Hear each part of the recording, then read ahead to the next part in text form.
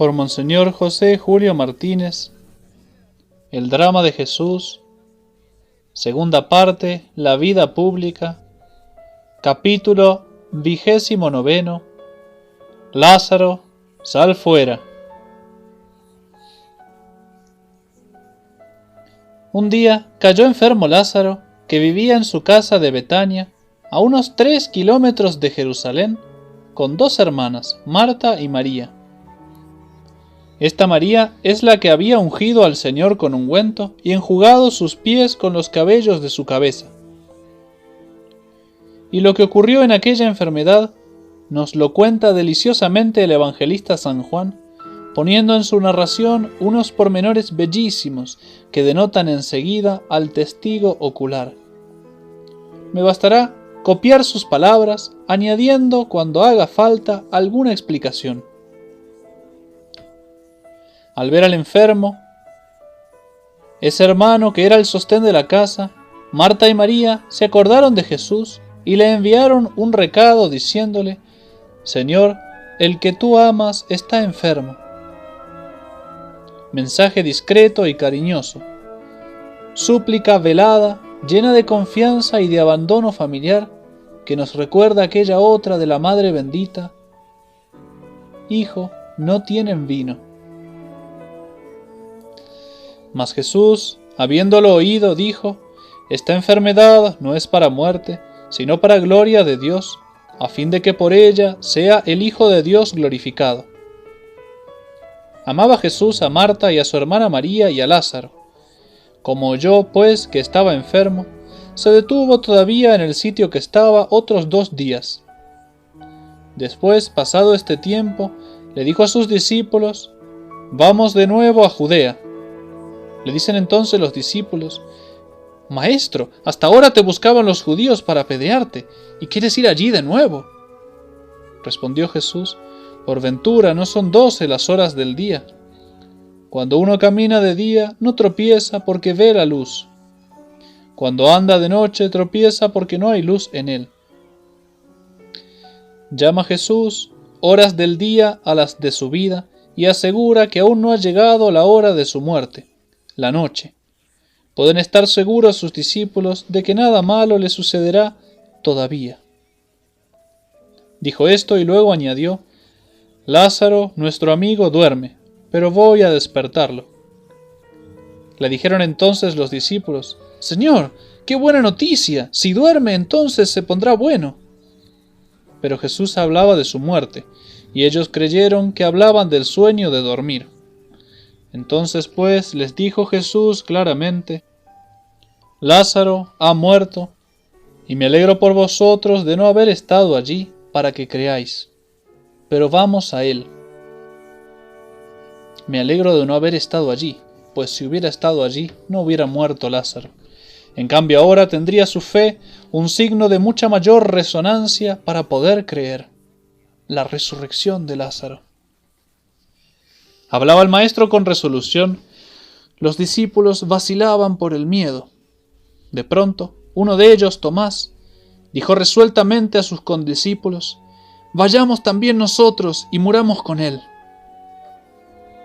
Se pusieron en camino.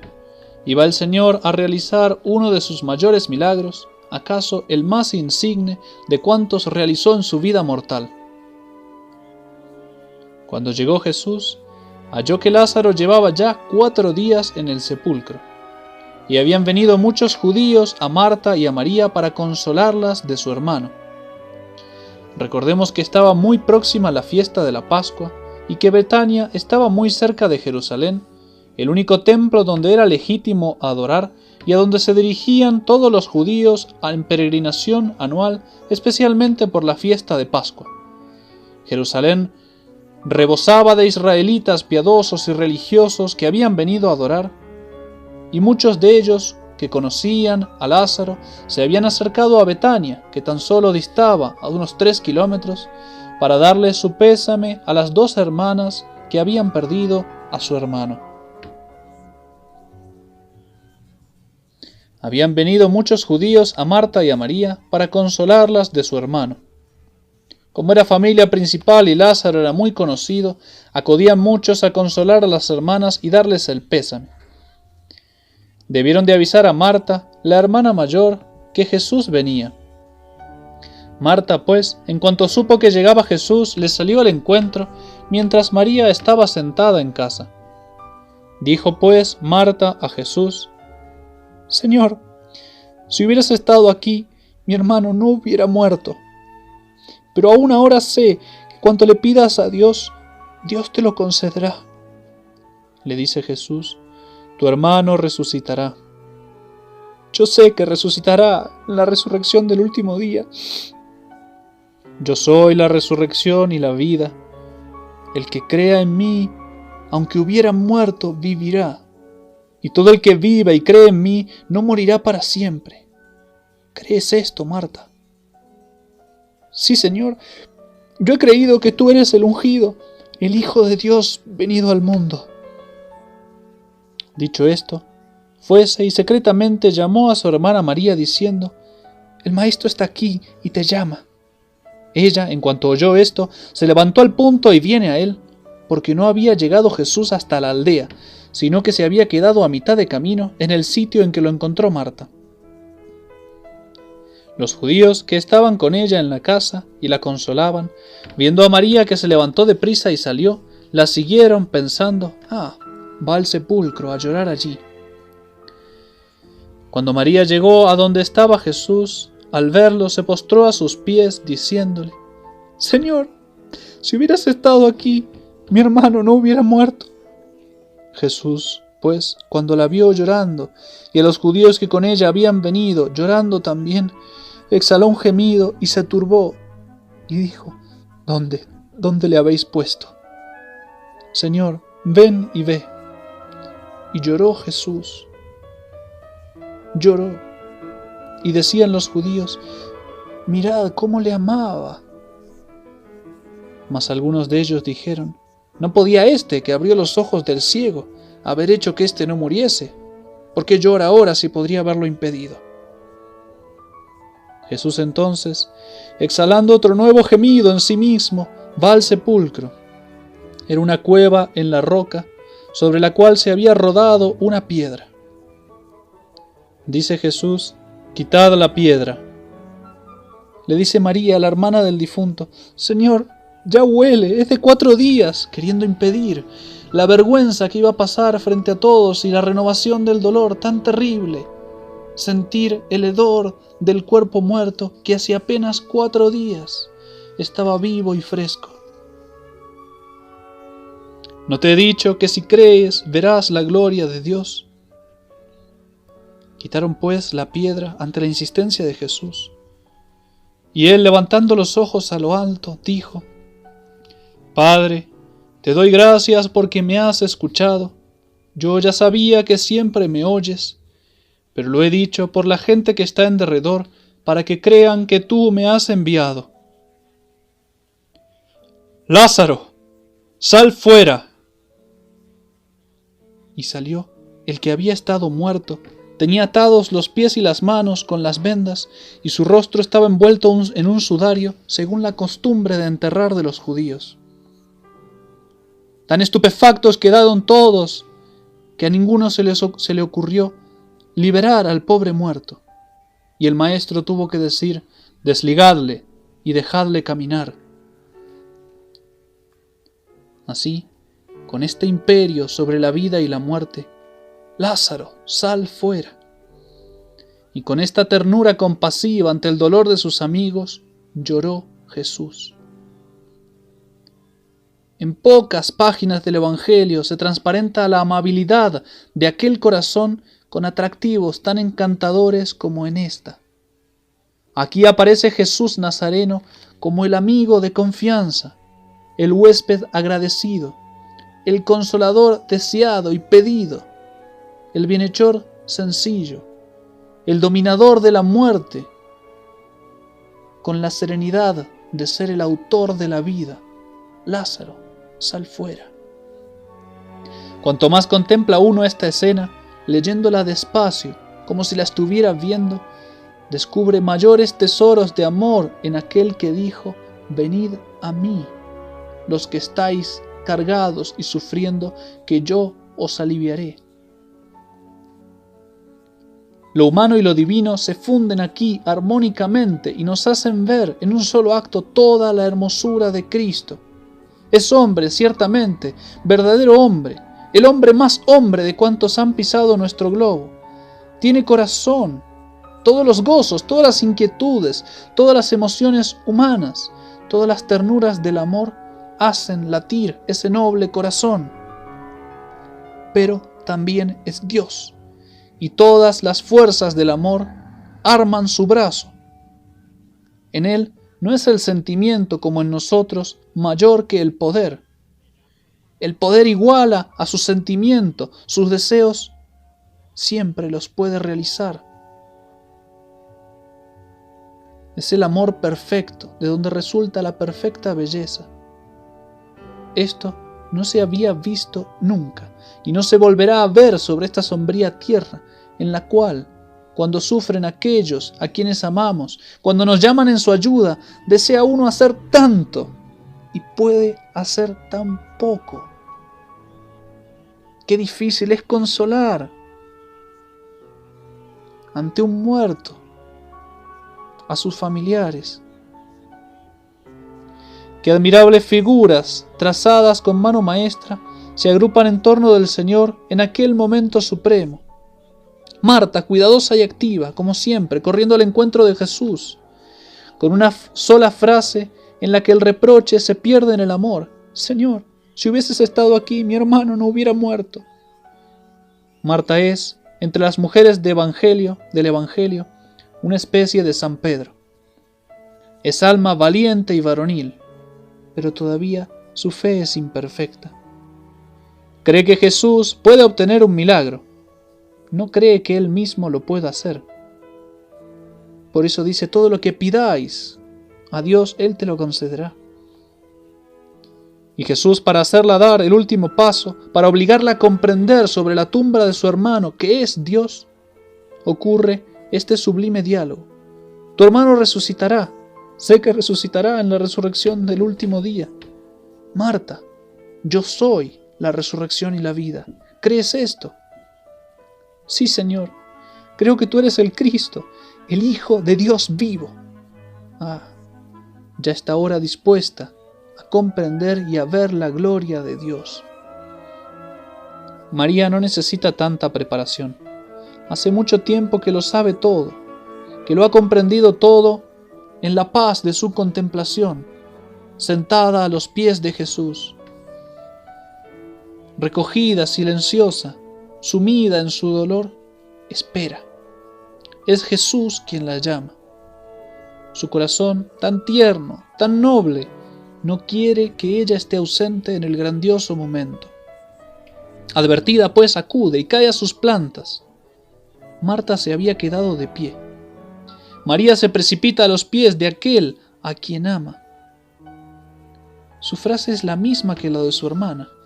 Señor, si hubieras estado aquí, mi hermano no hubiese muerto. Pero la fe de María es mayor que la de Marta. ¿Cuántas veces esta misma idea había ocupado el alma de las dos hermanas? Si Jesús hubiera estado aquí, lo hubiera curado. Si Jesús llegara a tiempo, lo curaría. Marta, dejándola escapar, le había añadido un grito de fe y de esperanza. María nada añade, llora, o mejor dicho, muestra el corazón. Estas lágrimas son las que todo lo terminan. Jesús con Marta habla, con María llora. Preciosas lágrimas, que no fueron impotentes como las nuestras y que permitieron pagar la hospitalidad que había él recibido y todas las ternuras que se le habían prodigado en su amada casa de Betania.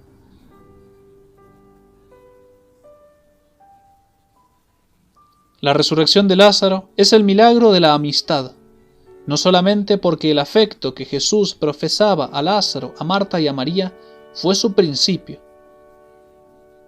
no solamente porque alejado de Judea volvió allá con peligro de su vida, oyendo únicamente a su corazón, sino porque en el acto mismo del milagro tuvo, estremeciéndose de horror, clara inteligencia del partido que sus enemigos sacarían de aquel hecho. Sabía que resucitar a su amigo en tales circunstancias, bajo la cuchilla de los fariseos, era firmar su propia sentencia. No nos dolamos por ello. El vaso estaba colmado hacía mucho tiempo. Cuadraba bien que la última gota, la que iba a hacer que rebalsase, fuese un acto de amistad elevada hasta el heroísmo. Este milagro será decisivo en el drama de Jesús. Ha sido el más estupendo de los realizados hasta ahora. Un muerto de 4 días, ya oliendo mal por la descomposición. Ha tenido lugar a 2 pasos de Jerusalén, en las proximidades de la Pascua, ante multitud de judíos, no solo amigos, sino también hostiles a él. Nada nos dice San Juan de la emoción y gratitud de las hermanas al cenar otra vez con el hermano que había estado 4 días en el sepulcro, y al oír la voz conocida, y al verle sano, sonriente y vigoroso. Nada nos dice del estupor de la gente cuando lo vio salir amortajado, ni de las primeras palabras que pronunció el resucitado. Pero nos presenta en 2 frases el terrible misterio de la libertad del hombre ante la luz de Dios.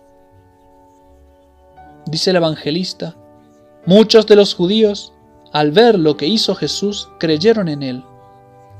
Otros se fueron a los fariseos y les dijeron lo que había hecho Jesús. Unos creen en él, otros corren a denunciarlo. La verdad ilumina a los que quieren ver, y la verdad, la misma verdad, ciega a los que no quieren ver. Pronto comprendieron los envidiosos de la popularidad de Jesús, los emboscados en Jerusalén, los vividores del templo y del tribunal, los sabios, los ricos, los soberbios, fariseos, saduceos, escribas, doctores. Pronto comprendieron que se rompían como hilos de araña en un terremoto sus planes de deshacer la obra del Nazareno y excomulgar a quien se hiciera su discípulo. Veían que el enorme ascendiente adquirido por Jesús en sus anteriores predicaciones por Galilea, Judea y Perea, y a sus triunfos de Jerusalén, se unía ahora esta noticia grandiosa de haber sacado un cadáver del sepulcro. Noticia comentada con entusiasmo por muchos y confirmada por la incesante romería de gente que iba a Betania para ver a Lázaro y a oírlo y tocarlo. Aterrados por este asombroso suceso que levanta como ninguno la fama de Jesús, congregan al Sanedrín o Gran Consejo para tomar una resolución. 3 clases estaban principalmente representadas allí, ya las conocemos: los sacerdotes, los escribas y los ancianos. Los sacerdotes, que en su mayoría pertenecían a la secta de los saduceos; los otros 2, en su mayoría a la de los fariseos. Entre sí se odiaban ambos partidos, pero ahora se dan la mano, unidos en un mismo odio contra Jesús. Se juntaron pues en casa de Caifás, sumo sacerdote y presidente del Sanedrín, y decían: ¿qué hacemos? Este hombre hace muchos milagros. Si lo dejamos así, todos creerán en él, y vendrán los romanos y destruirán nuestra ciudad y nuestra nación. En sus primeras palabras quedan condenados estos hombres de mal consejo. Jesús hace muchos milagros, todos creen en él. ¿Qué hacemos? Pues ¿qué habéis de hacer sino creer también vosotros en él? El miedo de perder sobre el pueblo un prestigio y una autoridad que ven se pasa de sus manos a las manos de Jesús, les quita la razón y les impide pensar. No hay que dejarlo así. Esto es lo que les importa: matar en el pueblo, en los corazones del pueblo, el amor a Jesús. Pero disimulan su intento con una excusa bien tremenda. Si todos creen en él, los romanos pensarán que tratamos de alzar un rey judío frente a ellos, y vendrán a destruirnos y ahogarnos en sangre. Curioso, Jesús había evitado proclamarse Mesías públicamente para que todos los judíos, equivocados en su noción de Mesías, no quisieran coronarlo por rey temporal y político. Y ahora que sí había manifestado claramente como rey religioso, como Mesías reformador moral, pues ahora que empieza a manifestarse como Mesías, que queda claro que no tiene ninguna intención bélica ni política, ahora ponen esta excusa que tiene menos peso que nada. El mismo Pilato dirá: no hallo culpa en este hombre. Hace rato que lo investigo, no tiene ninguna intención de sedición. Pero dentro del Sanedrín había distintos pareceres.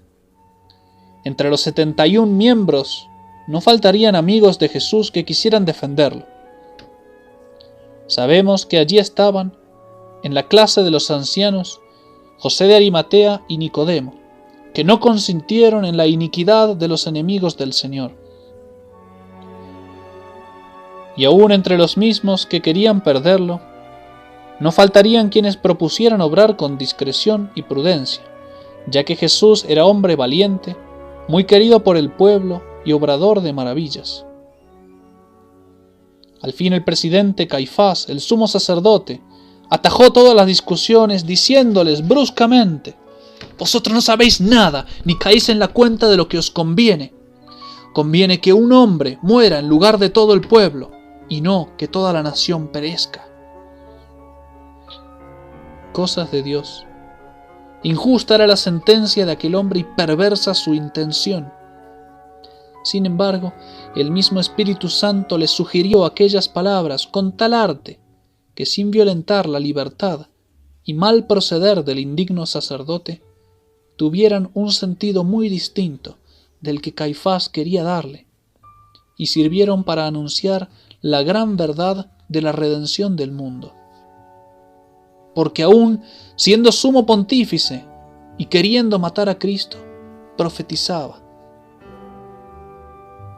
Caifás quiso decir: es necesario que muera un hombre, Jesús Nazareno, para que toda la nación judía no sea destruida por los romanos, bajo el pretexto de que quieren sublevarse contra ellos y proclamar un rey independiente.